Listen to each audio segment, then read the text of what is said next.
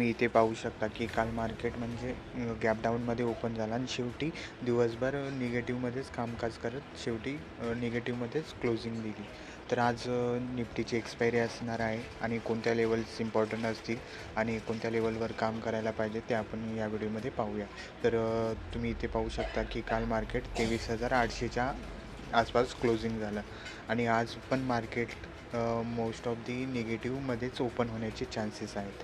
जर तुम्ही इथे पाहू शकता की इथे 23,700चा हा जो एक झोन आहे, ह्या झोनमध्ये मार्केट कुठेही ओपन झालं तर आपल्यासाठी एक चांगली अपॉर्च्युनिटी असेल. इथे एक तुम्ही पाहू शकता की इथून एक चांगला बाईंग झोन आहे आणि इथून जर काय रिॲक्ट केलं तर आपण अपसाईडचा इथून विचार करू शकतो.